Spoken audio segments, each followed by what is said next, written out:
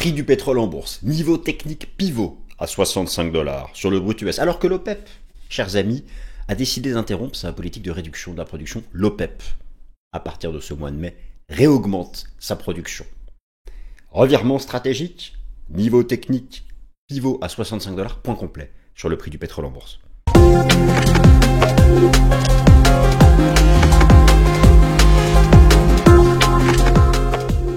Avertissement légal. Cette vidéo ne constitue en aucun cas un conseil financier. Le contenu de cette vidéo ne constitue en aucun cas un conseil financier. Merci à tous. Chers amis, je suis ravi de vous retrouver pour cette nouvelle édition du Fast and Forex. Vous savez que je couvre chaque semaine les grandes tendances sur le marché des changes et sur le marché des matières premières. Cette semaine, je vous parle du pétrole parce que ça fait longtemps que je ne vous ai pas parlé du pétrole, parce qu'il y a beaucoup de choses à dire sur le plan fondamental et sur le plan technique, et parce que j'ai envie, cette fois-ci, d'essayer de vous proposer une vidéo courte. Alors au passage, j'en profite, petit sondage, bon, j'irai lire les commentaires. De manière générale, dans mes structures de vidéos, qu'il s'agisse du Top Gun ou du Fast and Forex, le Top Gun publié le lundi et le Fast and Forex publié le mercredi, qu'est-ce que vous préférez en fait comme format? Le format long, alors le format long c'est rarement plus de 30 minutes, le format court 20 minutes, 25 minutes, je sais que chacun peut avoir des avis différents sur ce sujet. Là, je vais essayer de faire un format court sur ce Fast and Forex. Et oui, il faut varier les plaisirs. Alors, pétrole, revirement, pour certains stratégique de l'OPEP. En tout cas, les pays producteurs rassemblés au sein de l'OPEP, l'Organisation des pays exportateurs de pétrole, alors ça représente à peu près 25-30% de l'offre mondiale de pétrole. Si vous tenez compte de la Russie et des pays associés, l'OPEP+, on est plus autour de 40%. Depuis maintenant 3 ans, en fait, depuis 2022, l'OPEP réduisait sa production pour soutenir à la hausse le prix du pétrole. La tendance du prix du pétrole en bourse, elle est baissière depuis maintenant plus de 3 ans. Mais oui, les amis. Baissière depuis 3 ans, et de manière étonnante, surtout l'Arabie Saoudite, mais pour des raisons bien identifiées, à partir de ce mois de mai, la production de pétrole de l'OPEP va réaugmenter, pouvant créer une situation de marché excédentaire, et clairement, ça ne va pas aider à soutenir le prix du pétrole, à moins que acheter la rumeur, vendre la nouvelle, et puis sans oublier tous les autres facteurs fondamentaux d'influence sur le prix du pétrole. In fine, l'analyse technique sera juge de paix, le niveau des 65 $. Je vais reprendre tout avec vous. Donc, je vous donne le plan. Première partie, on commence par un gros point technique, multi-outils, multi-horizon de temps sur le prix du pétrole. Vous allez voir le rôle pivot des 65 $. Je vais vous parler de l'analyse chartiste, de l'analyse en vague d'Elliott, du système Ishimoku, du positionnement institutionnel des traders institutionnels sur le prix du pétrole, mais aussi de la market, de la term structure, le message des contrats futurs sur le marché du pétrole. Et vous allez voir que ça est vraiment intéressant à un moment où justement donc l'OPEP fait ce choix, oui, c'est un revirement stratégique. Oui, en soi, c'est la modification d'une politique de réduction de l'offre qui était active, qui n'a pas vraiment fonctionné. Disons que la réduction de production de l'OPEP a permis de freiner la tendance baissière du prix du pétrole. Qu'en sera-t-il maintenant alors que cette production va réaugmenter? Deuxième partie, donc première partie, la partie technique. Seconde partie, seconde vague d'inflation, je la cherche toujours. D'ailleurs, le pétrole, quand le pétrole parle, il faut l'écouter. Et le pétrole a toujours eu une opinion sur cette tendance à croire que la guerre commerciale allait relancer l'inflation à la hausse. Dernière mise à jour de l'inflation US, la semaine dernière, l'indice des prix PCE, qui porte sur le mois d'avril, donc déjà une période concernée par les tarifs douaniers. Le PCE, c'est pas du flanc. Le PCE est basé sur les données comptables des entreprises. Le Sud, eh oui, la désinflation se poursuit aux États-Unis. Le PCE nominal est à 2,1%, le PCE sous-jacent 2,5%. Les tendances sont toujours à la baisse. Bref, non seulement il n'y a pas de seconde vague d'inflation, mais il n'y a même pas de rebond de l'inflation. Il n'y a même pas de mise à plat de l'inflation. Les courbes, la désinflation se poursuit. Et le pétrole a toujours défendu cette poursuite de la désinflation. Alors les choses peuvent changer effectivement si on réintègre le niveau des 65 $. Et encore, vous allez voir, la base de départ en juin est favorable. Parce qu'en juin 2024, à partir du 4 juin 2024, c'est pourquoi j'ai voulu faire cette vidéo-là, parce qu'à partir du 4 juin 2024, le pétrole repartait en pump à 90 $. Donc la base de départ va être favorable. Mais je vous parle de ça et je vais en profiter pour vous rappeler quel est le poids direct et indirect du pétrole dans le calcul de l'inflation. Troisième partie, forcément, donc c'était une partie utile de cette vidéo, revirement stratégique de l'OPEP. L'OPEP l'a annoncé le week-end dernier. L'OPEP l'a annoncé, je crois, samedi ou dimanche.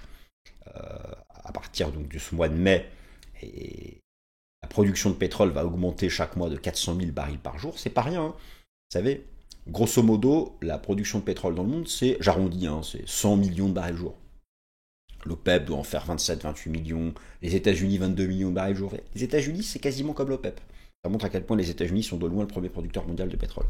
Donc je vous explique un peu en quoi l'OPEP modifie une politique en place depuis 3 ans.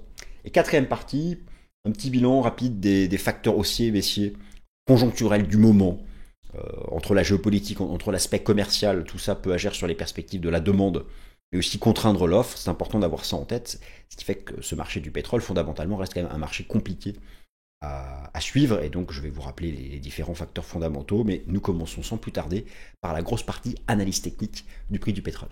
Pétrole, revirement de l'OPEP et niveau technique pivot à 65 $. Je déclare la session du Fast and Forex de ce 4 juin ouverte.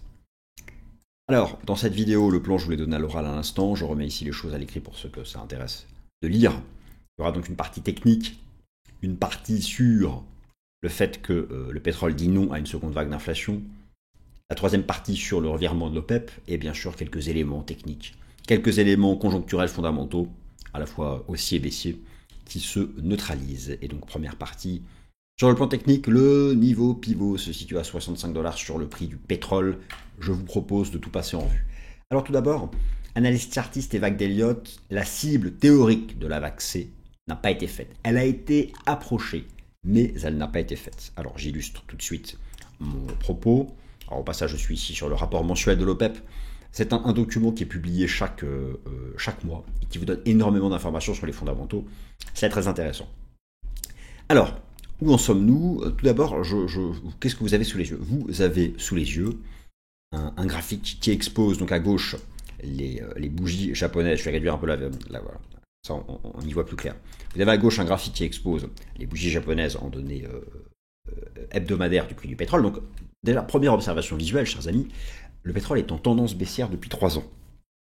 Donc, et comme vous le constatez, la guerre commerciale qui a commencé donc au début du mois d'avril ne s'est pas traduite par une envolée du prix du pétrole. Alors, à moins qu'une baisse de 72 $ à 55 soit devenue une hausse, et donc que les mathématiques deviennent folles, si vous voulez, il n'y a pas de rebond du prix du pétrole. Alors, naturellement, oui, là, il stabilise, il y a un prix pivot à 65 $, s'il réintègre 65 $, ça sera bullish, mais on va regarder ça ensemble. Et tout d'abord, sur le plan chartiste, de manière très basique, vous avez sous les yeux le contrat futur pétrole, le contrat continu sur le baril de pétrole brut américain. Bon. Avec un graphique qui expose donc les bougies japonaises en données hebdomadaires. Tout d'abord, ce niveau des 65 $ est important. Pourquoi? Parce que, souvenez-vous, ce fut ici le point de départ de la baisse à l'époque du choc baissier lié à la crise sanitaire. Alors, au passage, si l'on regarde un peu l'impact des récessions du passé sur le prix du pétrole, et là je vous mets les 2 dernières grandes récessions, celle de la crise financière de 2008, si vous aviez eu une récession, alors un ralentissement économique ici en 2014-2015, ou encore celle du Covid, on voit bien qu'il y a une corrélation assez nette, positive. Donc positive, ça ne veut pas dire que ça monte, ça veut dire que ça va dans le même sens, entre le prix du pétrole et la croissance économique. Bon. Et là, effectivement, depuis 3 ans, depuis 2022, le prix du pétrole est en tendance baissière. En grande partie, vous avez là l'explication de la désinflation. Bon. Alors, ce niveau des 65 $, c'est un niveau pivot puisque, comme vous le constatez ici, ce fut le point de départ du choc boursier de la crise sanitaire, la remontada, la crise inflationniste, contre lesquelles les banques centrales ont décidé de lutter. Depuis une phase de baisse, un range, et donc le marché ici est sorti il y a plusieurs semaines par le bas en rebasculant sous ce niveau des 65 $ qui reste un pivot important.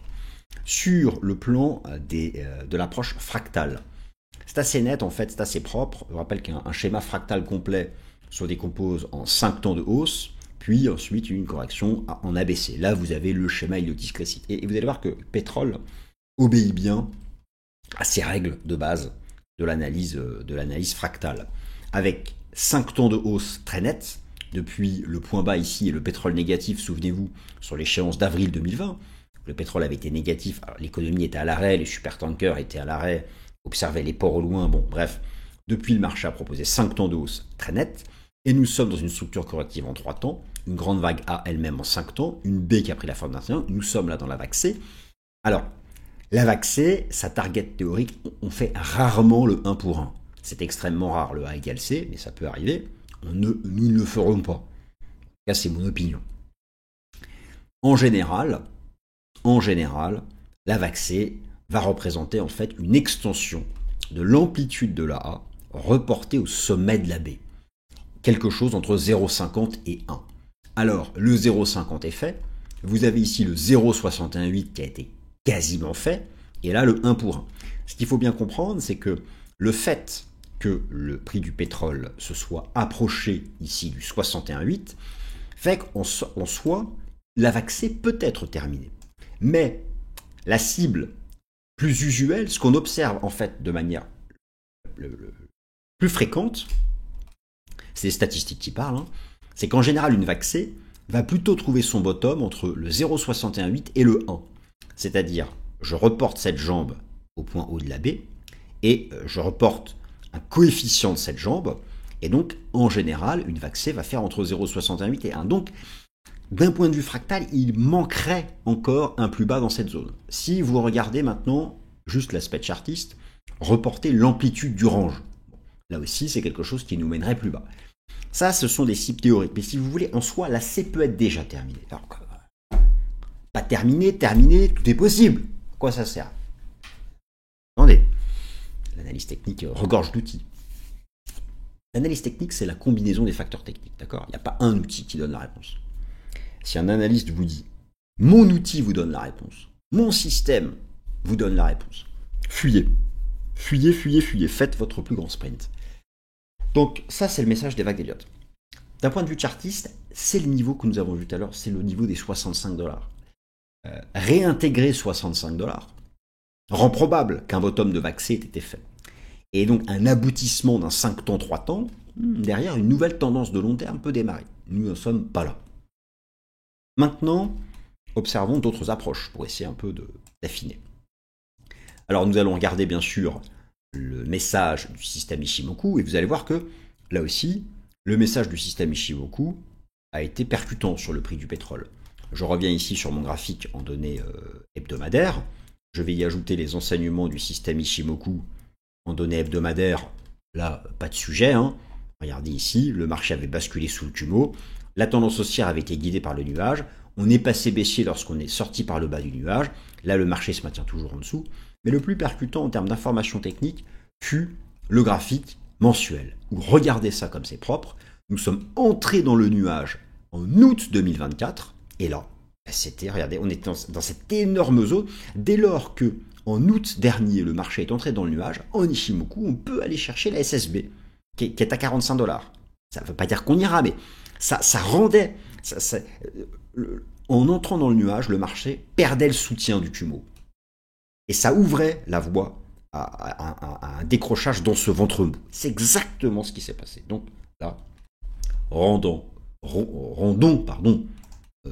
honneur la fiabilité du système Ichimoku. Mais lui aussi, donc en mensuel, nous dit pas grand-chose parce qu'on est dans une énorme phase latérale. En mensuel, le prix du pétrole, le système Ichimoku, il nous dit que là, entre 45 et 90, on ne sait pas. Ce qui ne va pas nous aider à savoir si la vague C est terminée. Bon. Alors maintenant, on a quelques repères. On a tous compris que si on refranchit 65, eh bien la vague C a trouvé son bottom. Mais tant qu'on reste en dessous, qu'elle peut encore voir sa cible théorique être faite, il va falloir qu'on creuse le sujet en allant chercher d'autres outils techniques, et notamment les outils de positionnement, les outils liés au marché à terme du pétrole. Alors première chose intéressante, le positionnement institutionnel. Alors attention, les données sont en retard. D'accord, donc là je vous donne des données en fait qui datent d'une semaine, mais c'est comme ça, il n'y a pas le choix. En fait, les données du rapport Commitment of Traders, elles sont mises à jour le vendredi, mais elles s'arrêtent au mardi d'avant. Donc là, nous sommes mercredi 4 juin, vous avez les données du rapport Cote publié vendredi dernier, mais qui s'arrêtent au mardi encore d'avant. C'est un fait. Mais par rapport aux données donc, à notre disposition, la position nette institutionnelle reste dans une phase de baisse, pourtant dans un bas de range, mais elle a du mal à rebondir. Et ici, je vous ai fait une synthèse. La position nette sur le Brent, parce que quand on parle du pétrole, on parle du Brent qui est coté donc, sur ICE et du WTI au NYMEX, donc le pétrole de la mer du Nord. Et donc, on a conjointement une position nette institutionnelle qui reste baissière. Naturellement que si on réintègre $65, si on réintègre à la hausse $65 et que les positions nettes se retournent à la hausse, vous aurez la certitude, si on réintègre $65 et que le positionnement net institutionnel se retourne à la hausse, c'est la certitude que le bottom de la C est fait et qu'on ira à 80. Mais tant qu'on est sous 65, il y a un risque. Et tout ça, c'est important. Pourquoi je vous parle de ça? Vous n'êtes pas obligé de trader le pétrole, mais tout ça est important. Je vous rappelle, le pétrole, c'est majeur dans l'inflation, à la fois directement et indirectement. Donc, même si vous ne tradez pas le pétrole, vous devez vous y intéresser. Parce qu'il dit beaucoup de choses. Quand le pétrole parle, il faut l'écouter. Quand le pétrole parle, il faut l'écouter. Pour son message global macro. Pour tout, les perspectives de politique monétaire, tout. C'est majeur. Pour ça que moi je le suis. Je ne traite pas le pétrole personnellement. J'ai jamais investi un copec là-dessus. Mais c'est dans le raisonnement de marché général, il faut tenir compte. Et puis techniquement parlant, il est propre. Alors, c'est vrai que l'OPEP réouvre les vannes. Il y a un surplus à part. Alors, le surplus est léger. Au passage, je vous rappelle donc la terme structure donc, qui va permettre de comparer en fait, qui compare le prix spot du pétrole aux différentes échéances des contrats à terme. Là, j'ai pris l'exemple du Brent, où on a un très léger contango, c'est-à-dire des prix de contrats futurs supérieurs au prix spot, qui montrent donc qu'il y a un marché excédentaire à court terme. C'est très léger, c'est vraiment très léger. Le spot doit être quelques centimes en dessous, mais tout de même, c'est quelque chose qui est important à suivre.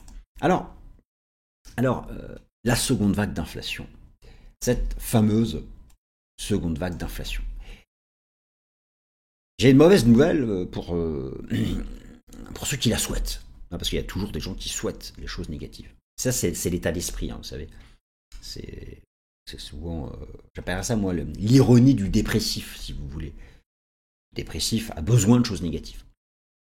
Et donc, effectivement, le dépressif souhaite, veut une envolée de l'inflation pour que les taux remontent, pour casser le marché action, pour créer du négatif. Vous savez, le négatif fait vendre. Et le négatif fait vendre.